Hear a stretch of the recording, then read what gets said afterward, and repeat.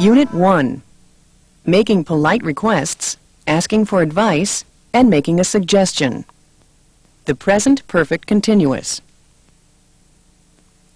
Manners. Do you think that manners are actually important?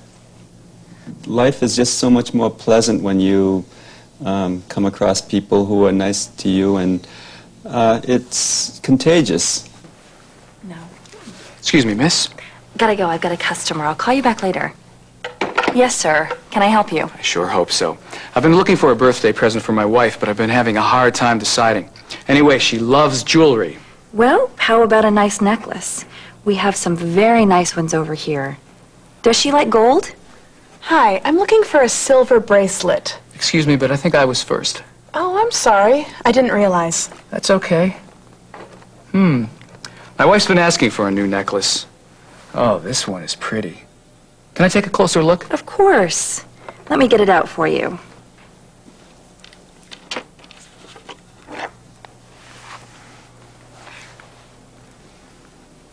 Would you care to see a pair of earrings to go with it? Everything's on sale. Earrings? Well, I have been wanting to get her something special. Excuse me, ma'am. I'm sorry to bother you, but this gentleman is thinking of buying these earrings for his wife. Would you mind trying them on so he can see how they look? No problem. Oh, these are beautiful. Very nice. I'm sure your wife will love them. As a matter of fact, they look lovely on you. Yes, they do. You know, I've been looking for a pair of earrings like these. I think I'll take them. Okay. Hey, wait a minute. Oh, don't worry, sir. I'm sure I have another pair. Great. Well, I think I'll take the earrings and the necklace. How much does that come to altogether? Well, let's see. These were $90, and the necklace was $120. At 50% off, that comes to $105. And the tax, that'll be $113.40. Will that be cash or charge? Cash. Thank you. And would you like a gift box? What was that? A gift box? Yes, please.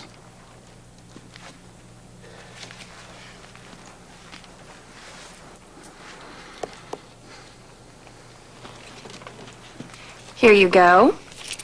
And the receipt is in the bag. Thank you. So, ma'am, I'm sorry to keep you waiting.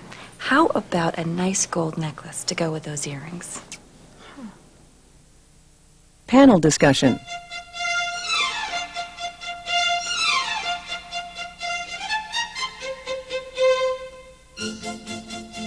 Today's topic is manners.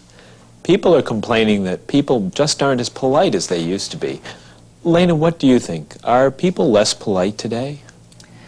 Well, I find living in the city, people are incredibly rude. They run around and don't really consider that there are other people sharing this very small space with other people. I was walking down the street one day with a friend, and there were two men coming on the same sidewalk towards us. And normally when that happens, you know, since there's only room for two people to pass each other, you move out of the way for each other. And the man closest to me, as soon as we got close to each other, as I was trying to move out of the way, looked at me and said, "Would you move?" And I was blown away by how rude he was. It just never occurred to me that he would have done that. I've never encountered that before. So. How about you, Peter? Have you any experiences like that? I'd have to completely agree. I think just maybe the hectic pace of life these days, people don't make that a priority. And I think a big part of it is that it's not really taught in families these days. People are so busy. I mean, there's two people working in the family, and you have so many things to do. It's people don't prioritize it, and it's a shame. Mimi, do you think this demonstrates a breakdown in social rules? I totally agree. Rules of etiquette are no longer followed, and people just aren't concerned about being proper these days. And everyone usually displays their lifestyles on TV and in newspapers everywhere. So no one really, there are no definable rules anymore, and I think that definitely is a breakdown in our social structure. Do you think that manners are actually important? Life is just so much more pleasant when you come across people who are nice to you, and it's contagious. Elena, do you think that there are things you can do to influence other people's behavior? Definitely. I personally thank bus drivers for driving me to work every morning, and that just a lot of them really are happy that you've acknowledged the fact that they're another human being, and it makes me feel good. I find when I'm nice or just open with people when I'm waiting in line at the grocery store that they just seem a little bit happier at the end of the day. What do you think, Mimi? Is that true? That's been my experience. Where I come from, people are just generally nicer than they are in the city. So everyone waves when they're driving by each other. You know, they pass each other on the road, or if you don't even know anyone in the store, they greet you, they say hello to you. So I definitely think that if you're nice to someone, the behavior is contagious. You think so too, Peter? I would agree with that. It's funny, the other day I was at my son's baseball game, and I decided I saw this, the bottles and wrappers, and they're all over the ground, and I said, gee, this looks terrible. So I decided to pick some of it up, and next thing I saw, other people started doing the same thing. So when you do something positive, I think it does catch on to other people. Well, that's great. I think that's all the time we have for today. Well, thank you very much for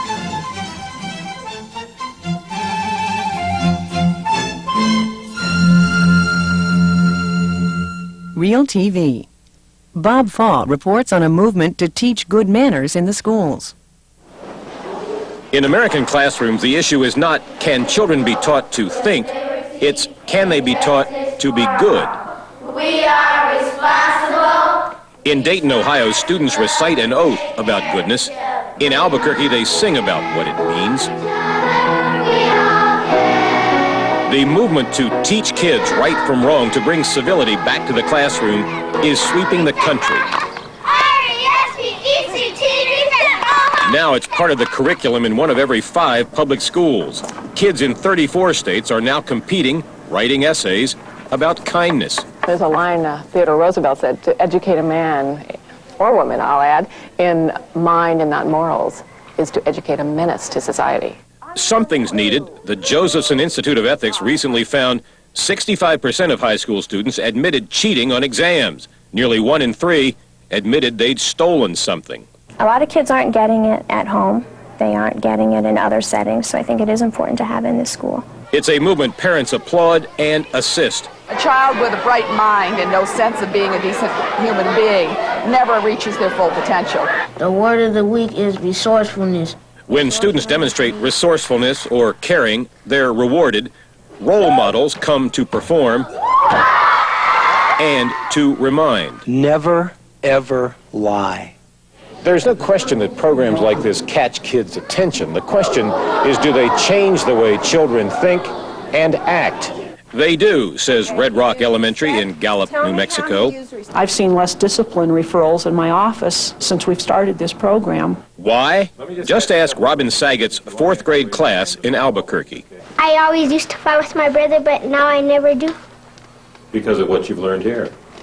Yes. Some skeptical educators complain the programs are superficial. You don't have any particular answers to give to the child when she asks, why should I do this? Experts also agree that teaching goodness goes only so far. If we want our children to be kind and thoughtful and considerate, then we're going to need to behave that way ourselves. For now, though, a lot of kids do seem to be getting it.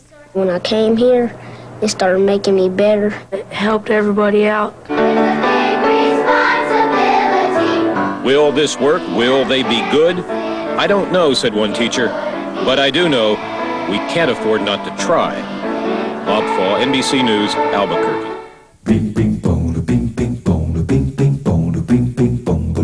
Unit 2. Giving an opinion. The passive voice. Points of view. I would tend to concur with Linda. Well, I think I share your concern. I mean, that's my understanding. I'm not an expert. There are no easy answers. Exactly. Exactly.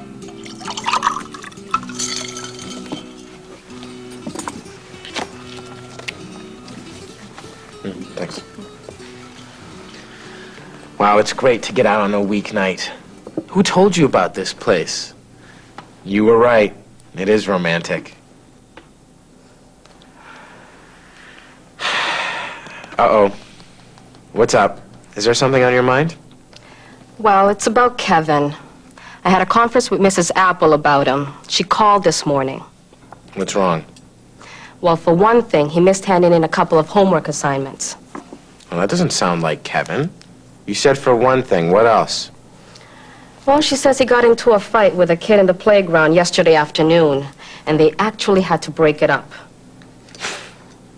Well, that doesn't sound so serious. When I was a kid, I always got into one scrap or another. It's not like we're talking about a juvenile delinquent. Well, I don't know.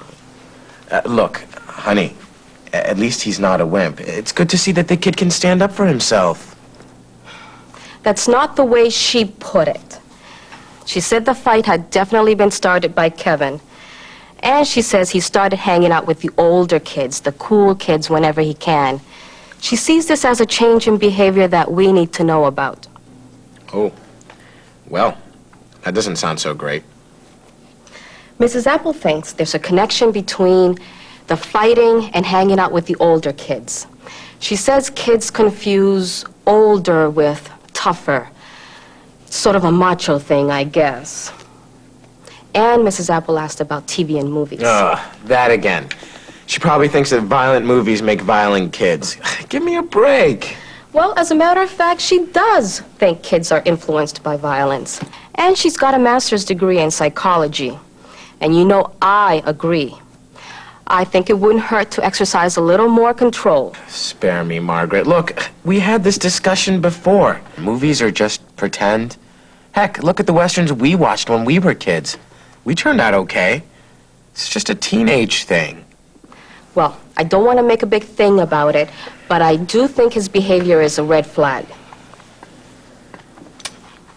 Well, this will probably surprise you, but I agree it wouldn't hurt to limit him a little bit and see if that helps. If for nothing else, maybe he'll spend more time on his homework. But for now, let's not waste the evening. Let's try to make the most of it. Thanks, honey. I married the right guy. Go ahead. I'm gonna have to fish. Panel discussion.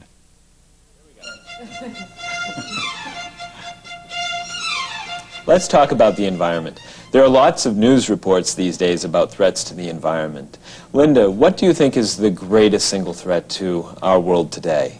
Oh, that's a tough question. I think there are lots of threats to the environment, and I would think pollution in all forms, polluted water, polluted air, is the biggest threat. Okay, how about you, Mimi? What would you think is the biggest threat to the environment these days? I would tend to concur with Linda.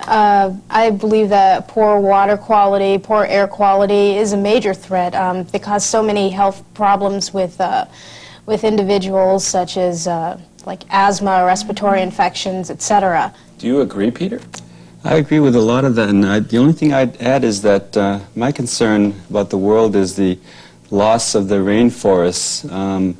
You know, you hear so much about all these potential medicines that could be derived from the rainforest that we haven't discovered that could cure so many of the ailments of the world. So it's a real concern. And I understand the rainforests are very important to the ecology of the whole world, that there's a balance. I'm very concerned about the rainforest, too, for a number of reasons. Well, I think I share your concern, and I guess what comes to mind is how can we as individuals do something about something as big as rainforest loss? What do you think? I think it helps not to eat a lot of meat. And this is just my personal view. I think creating meat for people to eat does a lot of environmental damage. First of all, in South America, the rainforests are cut down, so there will be room for the cattle to graze. I mean, that's my understanding. I'm not an expert. And to create 1 pound of meat takes enormous resources. I think it would help if people would eat lower down on the food chain. I think that would help things too. Peter, do you agree? I agree very much with what Linda just said. I think that in particular the United States and other more advanced countries have to set examples for the rest of the world. We have to play a bigger role. Actually, I think we probably present the worst example possible. If I understand correctly, Americans use far more resources per person than almost anybody else in the world. I'm amazed at how much trash my husband and I generate. Just 2 people. It's hard to be an example to the rest of the world if we use up these, like you said, resources and pollute the air. And, you know, how can we be examples to the rest of the world if we're worse in a lot of ways? There are no easy answers. Exactly. No, it's a very difficult problem, but it's something that people have to think about and do what they can, because it's not just us we're affecting. We have to think of the future generations and what kind of future there is going to be for our grandchildren. Well, that's great. This has been very interesting. Thank you for sharing your views. Thank you. Real TV. Don Reese reports on a demonstration by the environmental group Earth First. Before sunrise, members of the radical environmental group Earth First gather to plot strategy. Let's plug in our love, our spirit, the force, you know, the Earth First. They call themselves ecological warriors, and they're fighting to stop loggers in Oregon's Willamette National Forest. No cuts! No cuts! Why don't you go back to wherever you came from? And you guys are making it a real problem for us to make a living. You are under arrest. Over a dozen protesters have been arrested, charged with disorderly conduct. But demonstrators continue to block the path of loggers any way they can. This is American National Forest! We yield no more! Earth first! Claiming its legal right to cut timber, a logging company continues its work despite the protest. We don't want a big confrontation. We're just in here to get the timber that we need that we're legally allowed to have. Demonstrators are not giving up, hoping for a court injunction today that would save the trees, hoping for a victory in their radical environmental war. Don Reese for NBC News, Portland. Unit 3, giving an opinion and confirming location. Might and tag questions. Food preparation. I love good foods. I like to eat meat, Rare particularly steak. rare. Rare? Mom, I'm so glad you could come over early. Oh, you wanted pumpkin pie, didn't you? Ooh, it looks delicious. Well, I spent hours baking. This is from that new bakery right next to the dry cleaners, isn't it? Yes, it's a little bit expensive, but I've heard their pies are out of this world. Okay, now, what needs to be done before John's parents get here? Everything. Well, John's at the store right now picking up potatoes and green beans. Well, I think we should get this turkey in the oven, shouldn't we? You haven't started the turkey yet? Well, at least it's defrosted. What time did you plan on eating? I thought we might eat around 3. Better make it 6. This turkey will never be done by 3. Oh no, my first Thanksgiving dinner, and I've ruined it already? Now, take it easy. I'll help. I'm back. Hi, Marie. How are you? John. I'm fine. Let's see what's in the bag. Dear, this might not be enough for 5 people. Oh, John, what are we going to do now? Your parents will be here in a half an hour. Who could that be? Mom, Dad, you're early. Happy Thanksgiving! The traffic wasn't as bad as we'd anticipated, so we made very good time. Your mother thought you might need a few things. Oh, thanks, Mom. Sally, you shouldn't have brought all this. Hi, Sally. Happy Thanksgiving. Well, Susan, I still remember my first Thanksgiving dinner for Arthur's parents. I just thought there might be one or two things that John forgot to get at the store. Well, let's get cooking. Now, Susan, you know how to do the turkey, don't you? You just brush it with some oil and roast it at 300 degrees for about 5 or 6 hours. Let me show you how to do the green bean casserole. It's easy. Susan, this food is delicious. I never knew you were such a gourmet cook. And she only needed a little help from us. Panel discussion.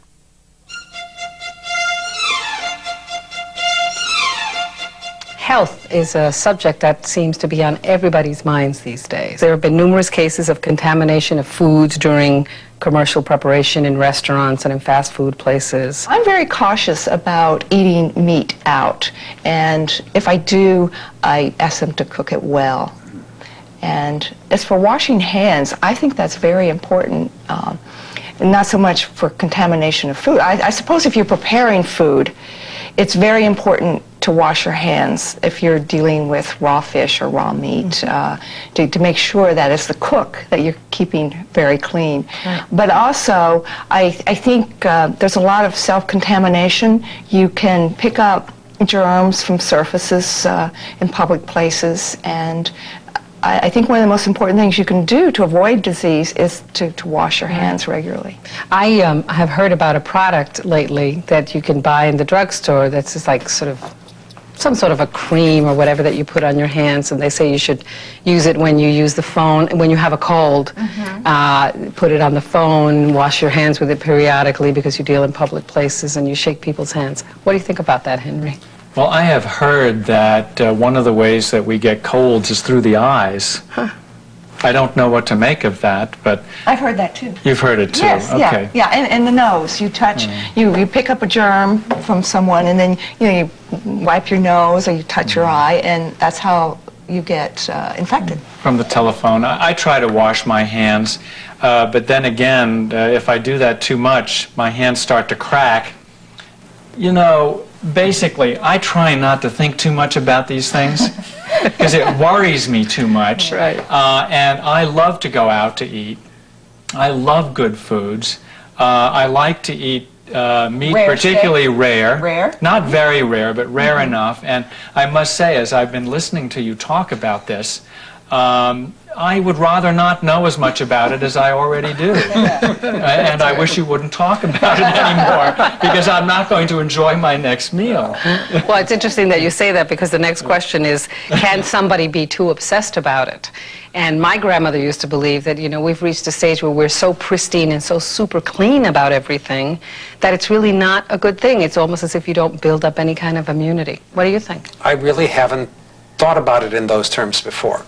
I think that I tend to approach colds and things like that more from the point of view of strengthening my own immune system, more so than from the idea of trying to avoid contact. And that the stronger your immune system is, the less likely you are going to be be affected by what it is that you're exposed to through normal life. Yeah.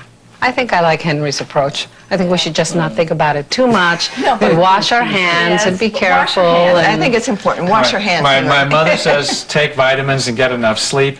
My mother-in-law chases you around with the Lysol spray. Very interesting. There is a happy medium. I think there's a happy medium, definitely. Good. Well, you gave me a good out. Thank you very much for your thoughts on this subject.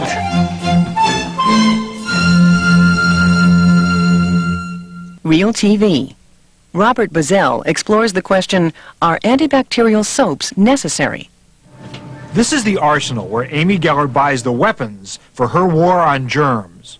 Germs, bacteria, microorganisms. She believes threaten her family. When she shops, she wants products labeled antibacterial. It's more peace of mind. If it says antibacterial, I know that, okay, I'm killing the bacteria. Many Americans share Amy Geller's concern. Images of Salmonella, E. coli, even the deadly Ebola virus in Africa fuel the fear. In the past year, more than 150 new antibacterial products appeared.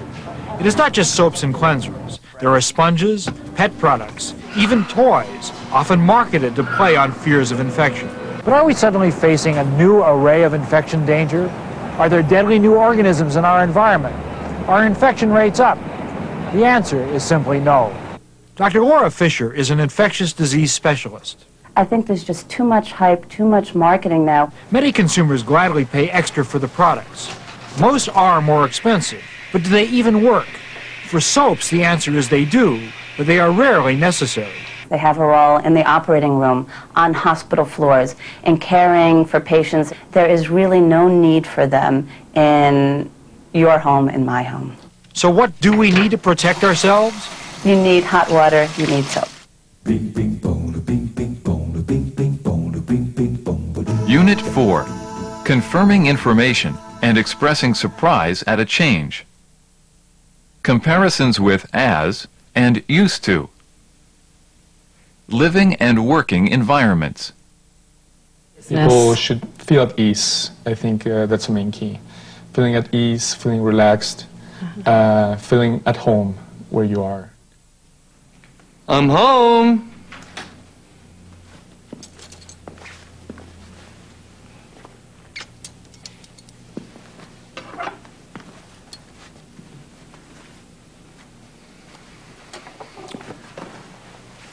Why so glum? Jim, we're gonna have to move. What? We have to move. They're selling the building. Selling? Yeah. Actually, it's already been sold. They're making it into condos, and the new owner wants our apartment for himself. Well, they can't just throw us out. Just like that. I can't believe it. We've been here for 5 years. Don't we have some kind of protection? Only till our lease is up, and that's in 3 months. And they sent a letter saying that they wouldn't renew. We don't have a leg to stand on. Here, have a look for yourself.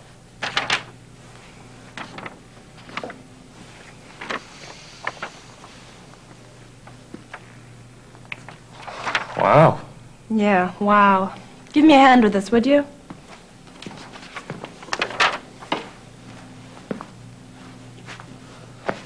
Well, it's a pain in the neck, but it's not the end of the world. We'll just have to start looking. You know, there's a nice apartment building over on 4th. Location's good, close to all the theaters and shopping and stuff like that. Jim, we don't have to stay in town, do we? Hon, I know you don't care all that much for the city, but I don't want to have to commute. I wouldn't have half as much time as I do with you and the kids now. I'm so sick of the city. It's such a rat race. I just want to get as far from the city as I can. Anyway, you used to live in the suburbs, didn't you? Used to, but I hated it. I like being near downtown, where all the action is. Yeah, I know you do. But there's another thing. What about the kids? Wouldn't it be great if they could walk out the front door and ride their bikes wherever they want? Don't you think that would be great? Well... Not only that. For the price of a 3-bedroom apartment in town, we could have a 4- or 5-bedroom house in the burbs. It makes sense. I think we owe it to ourselves to at least look.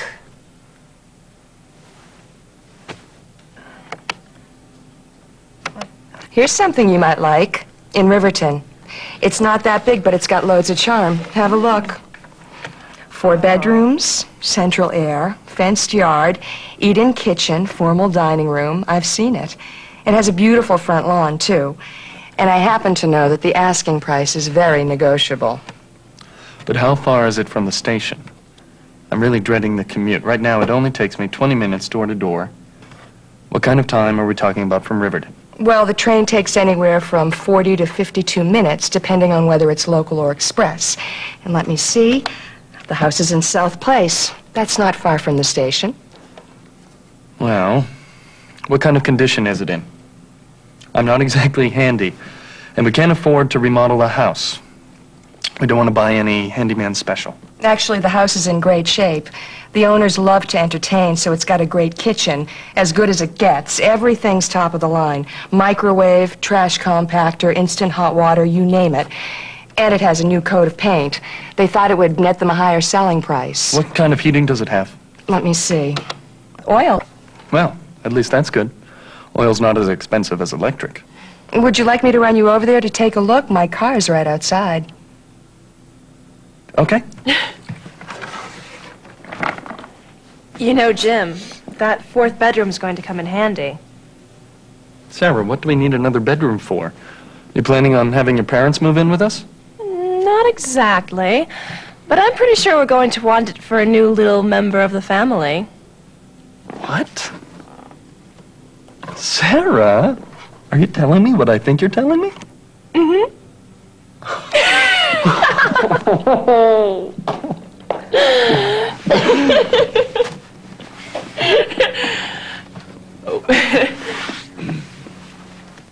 Panel discussion. All right, now here's an interesting topic for us to talk about, work environments. Okay? Experts show strong links between the work environment and how effectively we do our work or our jobs.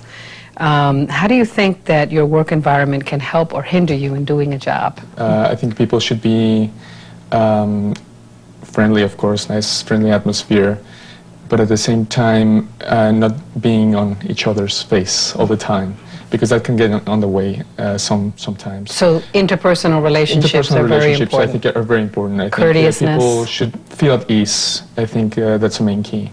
People talk about office space. Is color important? Is the space that you have important? Is the light that you get in your work area? Do you think those things affect, the way people work, whether they do a good job or a bad one?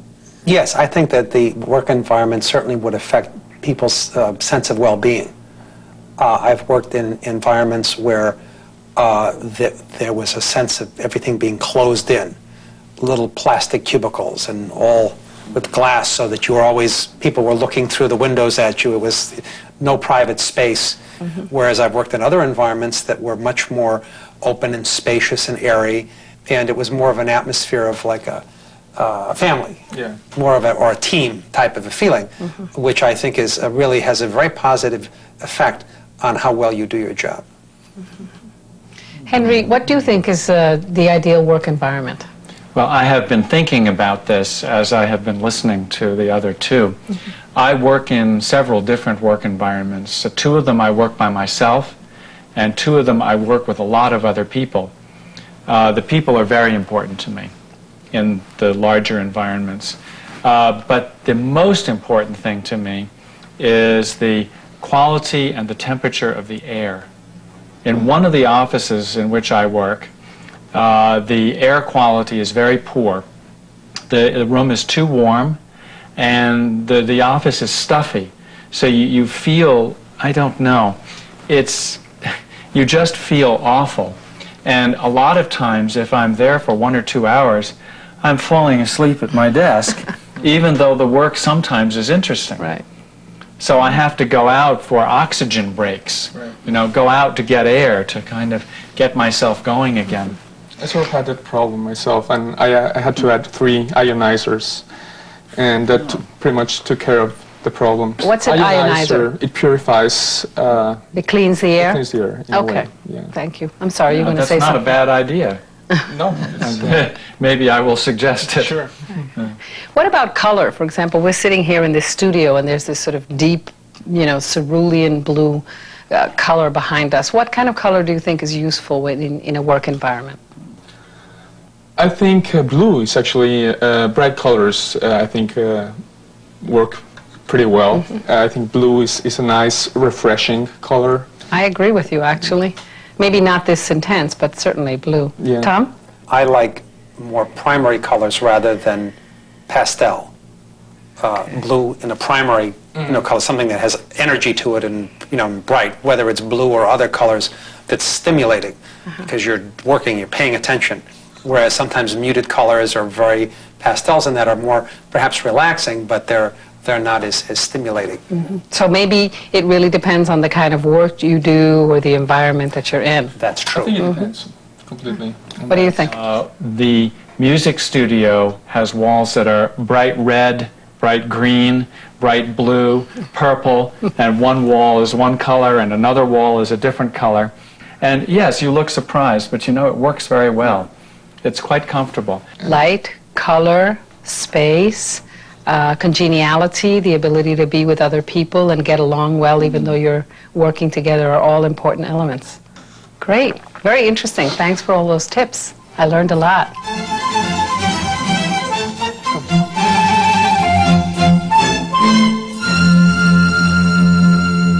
Real TV. Betty Rolland reports on telecommuting. Every morning, Susan Dovelman, a computer programmer, goes to work at Merrill Lynch.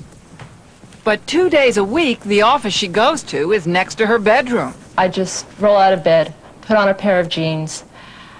No makeup, no drive to the office. Susan is a telecommuter and part of an employment revolution, which started small a decade ago. Today, according to a new study, 11 million Americans, most of them information workers, now telecommute, and that number is expected to grow. But unlike the early years, telecommuters now split their time between home and office, working from home an average of 19 hours a week. And telecommuting is not only about motherhood. Today, as many men do it as women. They want flexible hours, too. I'm not a morning person. To be able to know that I can give my best by being able to start my workday at 10 a.m. and finish at 7 offers a lot to the quality of the work that I do. Unit 5. Suggesting a course of action. The present unreal conditional. Honesty and dishonesty. I always try to be honest, and I think my instinct is to be honest. I hope I'm never put to a terrible test. Morning, Steve. Hey, Carol. What did you do this weekend? Well, let me think. Paul and I played tennis on Saturday, and yesterday we just stayed in and did chores around the house. And you? Well, my brother fixed me up with a friend of his from work on Friday. We went out for dinner and then caught a movie. We had a nice time, but nothing really special. Hi, you guys. Hey, Pam. How's it going? Okay, but I wouldn't want to be the person who left the office open all weekend. Mr. Johnson came in early this morning and found the door unlocked. He's fuming. Oh, no. Was anything taken? Not that they found so far, but still, anyone could have walked right in. Wow. Do they have any idea who it was? Who was the last one to leave on Friday? Well, it was probably Luke. He usually closes up. Luke? Who's Luke? You know, the new receptionist.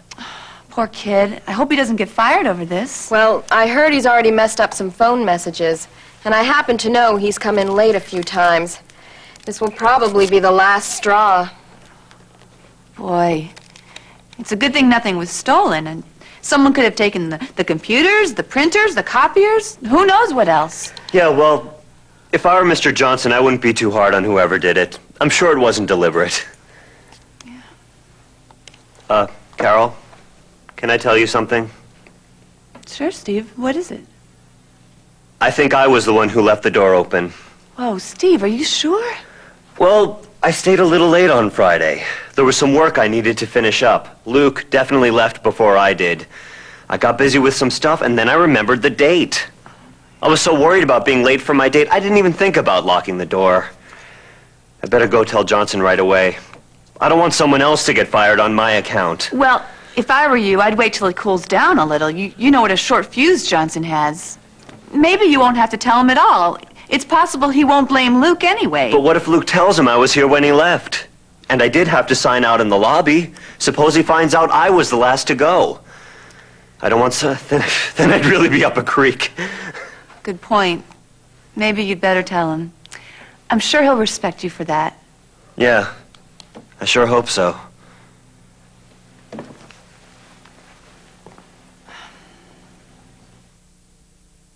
Panel discussion.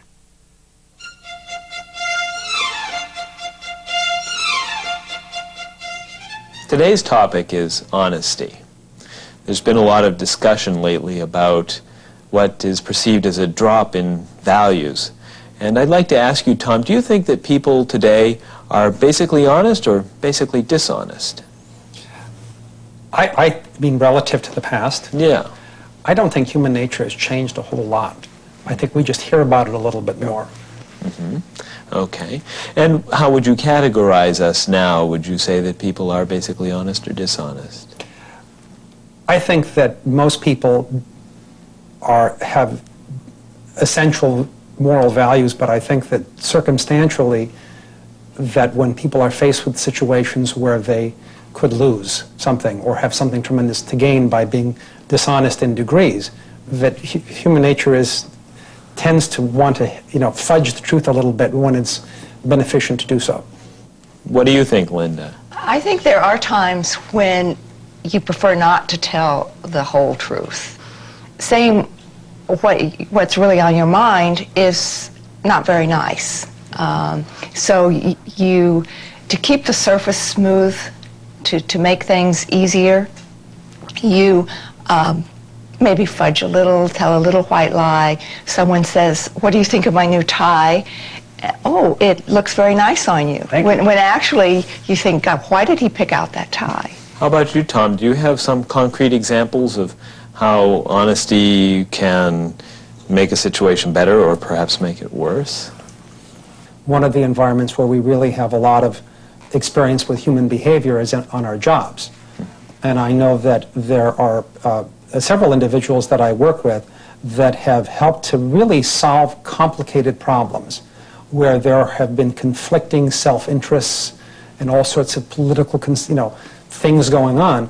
And it was one individual in particular who, because of the fact that she was very open and honest about things and was really interested in finding out what was true and what would make things work, that really influenced the whole situation, where pretty soon everybody was behaving that way because of the fact that she set a very powerful precedent for that type of behavior. That's interesting. Have you experienced something similar to that, Linda, that you might relate? But I was listening to him and thinking how important that is for someone to come out and say maybe what other people don't want to hear, or to say something that is against the accepted practice in the office, to come out and present a new point of view and not be afraid to do it. We've talked a lot about theory. Adrian, could you relate an event where someone did something that was honest towards you? Sure. It was about three and a half years ago. I was in a trip, and I actually happened to leave my credit card next to a cashier, and someone else, actually no one from the place that I was, no one from the store actually, but it was someone else who found the credit card, and they immediately called the company of my bank, and I had a call from the bank actually next day, leaving a message saying that someone had found my credit card.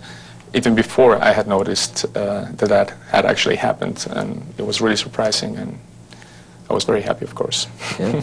How about you, Linda? I can't think of anything. I'm sure it has happened to me. I was so caught up in Adrian's story, it kind of restores my faith in human nature to hear stories like that. And I always try to be honest, and I think my instinct is to be honest. I hope I'm never put to a terrible test. If I found a lot of money, I would return it. I know I would. How about you, Tom? The only thing I can think of is that when I was in school, at university, I lived in a town that everybody was very friendly and neighborly and trusted each other.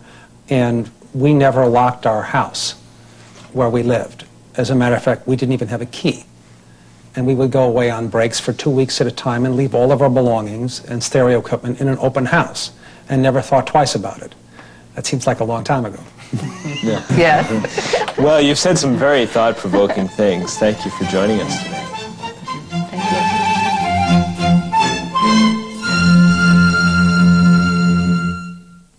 Real TV. Vicky Vargas reports on a family that proves that honesty is the best policy. Pauline and Tom Nichter are the first to admit their luck is changing. For the next 6 months, this one-bedroom apartment, including utilities, will be theirs. A gift from a Good Samaritan. Thank you. You don't know how much this means to my family. It all began when the family found this wallet, passport, and $2,400 in cash at a local toy store. They turned it in. The loot belonged to a tourist who said thanks, then left. The temptation's there, but we just couldn't keep it. What was it about the story that got to you? Their honesty. I couldn't stand it. Just their total honesty. The Buena Park Police Department has collected more than $4,000 in cash, and there are hundreds more unopened letters from across the country. We had a woman that said that she had foregoed her lunch for 63 cents and sent that in. They were teasing me at school, and they were going, you should have kept the money. I go, no, it's not my money. Jason has learned a valuable lesson at a young age. In the meantime, his parents have taught others there is nothing wrong with doing the right thing. Vicki Vargas, NBC News, Buena Park, California. It's just like a miracle.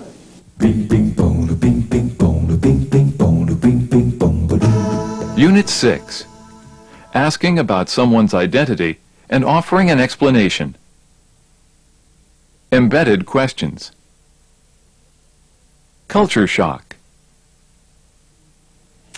I want to talk about culture, but in this particular instance, it's culture in relationship to travel. In other words, you like to travel, you go to a different country, and you feel like a fish out of water.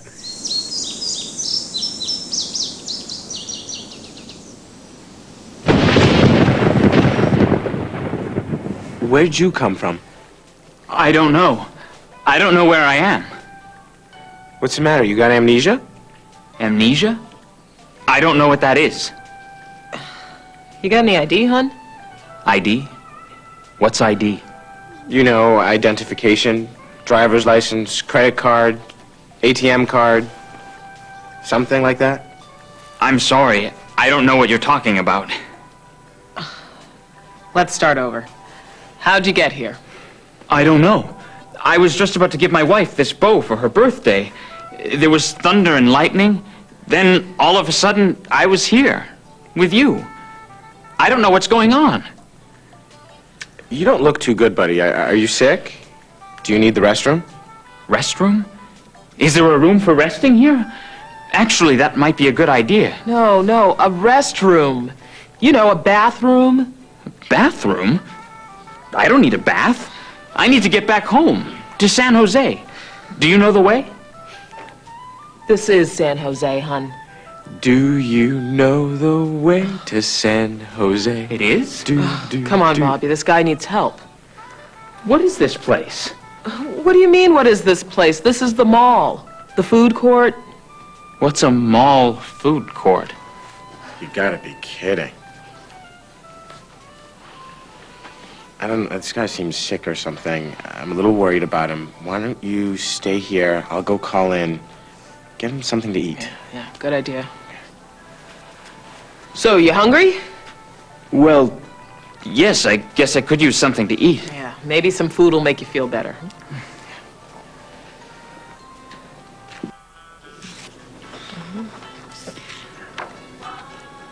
So, what do you have?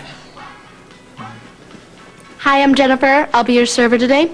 Ready to order? Well, have you decided? Fiesta plate. I don't know what any of this is. Let's see. How about a hot dog? Dog? They serve dog here? I couldn't eat a dog. No, it's not a dog. It's a hot dog. Oh, never mind. Just bring us 2 deluxe cheeseburgers, well done, and 2 Cokes. Sure thing. I'll be right back with your orders.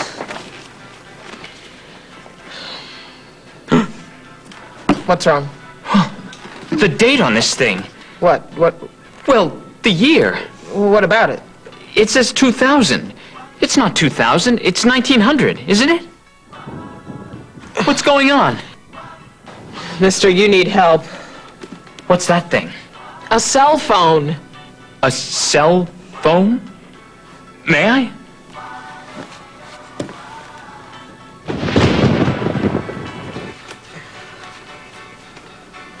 Well, Janet, Chief's on the way. Where's the guy? I don't know. There was this flash and he just disappeared. Boy, is this guy ready for the loony bin. You know what he said? He said it was 1900. 1900? Yeah. Takes all kinds. Yeah.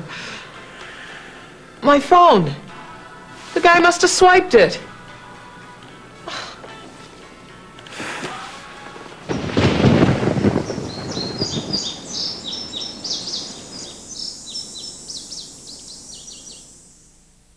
Panel discussion.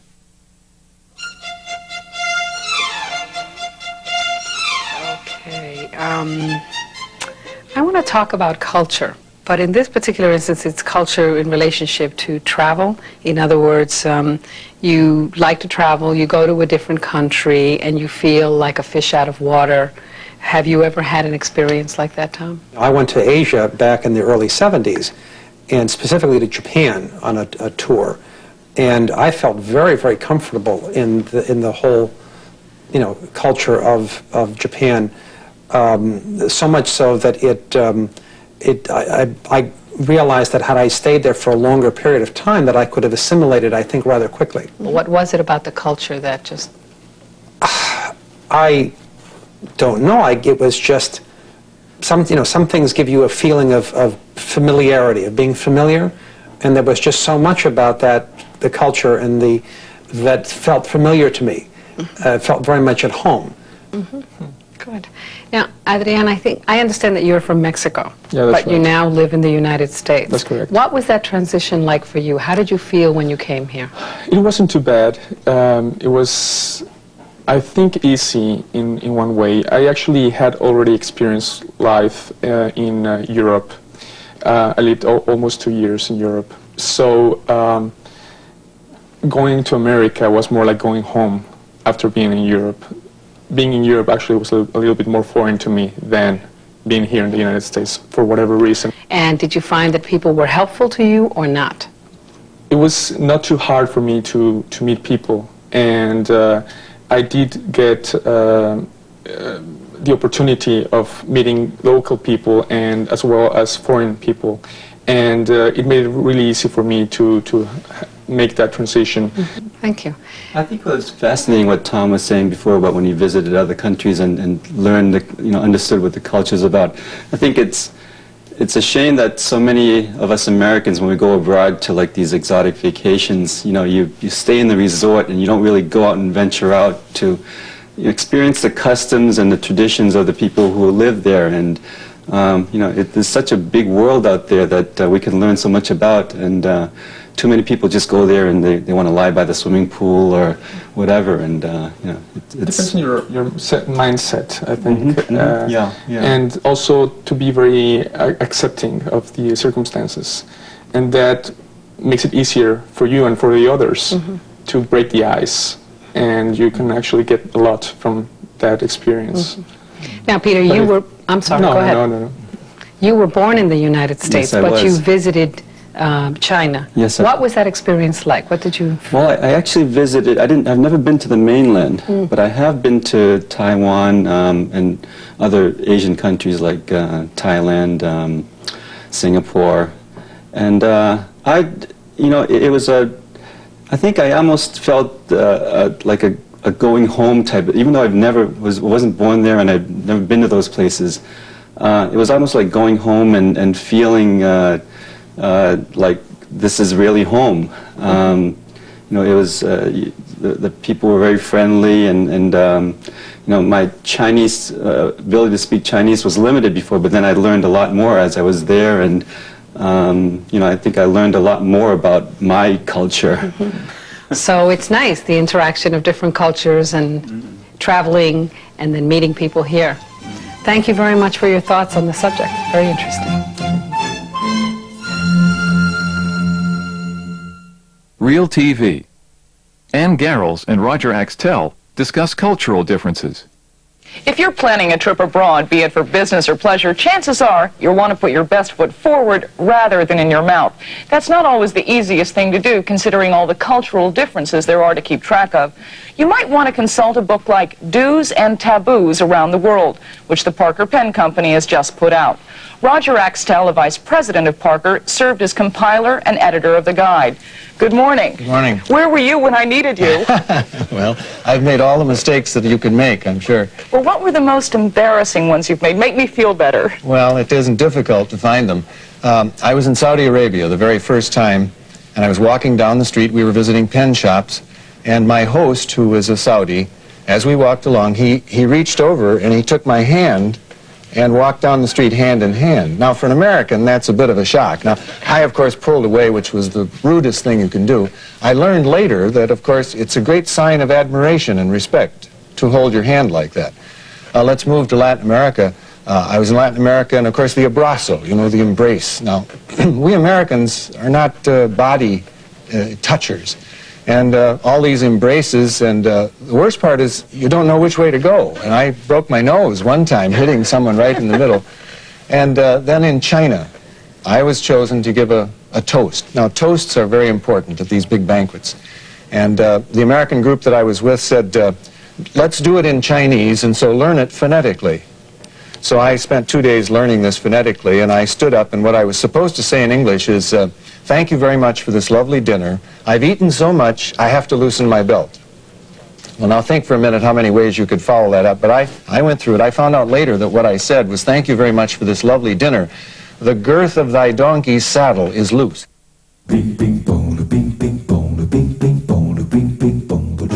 Unit 7. Expressing irritation and drawing conclusions. Must, can't, and should. Vacations. It definitely is discouraging because you do spend so much money and take so much time to plan a vacation, and then to have something go wrong just really does kind of bring your mood down a little bit. What a wonderful vacation this has been. The beaches were beautiful, weren't they? All that clean white sand. And the weather couldn't have been better. I would have preferred a little more golf myself, but I must admit, it was nice relaxing on the beach for a change. My sister said this theater is great. I'm sure we can get tickets if we just get there early enough. Well, we've got to find it first. What exit are we supposed to take? Okay, let's see. It says take I-75 to exit 55 Fletcher Road. Oh, Rick, I think we just passed that exit. Oh, no, you're right. Oh, well, we'll just get off at this exit and find our way from here. Why don't we just stop and ask for directions? Look, there's a gas station right off the exit. Why stop? We should be able to figure this out ourselves. Which way were we supposed to go on Fletcher? It doesn't say which direction. It just says turn left. That must mean west. So let's take this road west.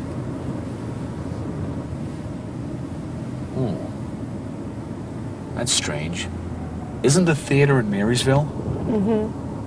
I just saw a sign that said Marysville East. I think we'd better go that way. Don't you? Yeah. Let me make a U-turn here. Okay, this should do it. What's the name of the street that the theater is on? Fowler. It's the Drama Club at 375 North Fowler Avenue. Okay, you watch for Fowler Avenue. Oh, wait, is that it? No, that's Foster. Keep going. I think I see it. Yes, there it is. North Fowler Avenue. Uh-oh. But look at those numbers. 16, 24, 32. We must be pretty far from the theater. At least we're going in the right direction. Oh no, Rick, look! Road construction! Detour half mile. Well, let's just follow the signs and hope for the best. Oh, good, we're back on Fowler now. See, that wasn't so bad. But look at the addresses. These numbers are way too high. This can't be right. We must have passed it. That figures.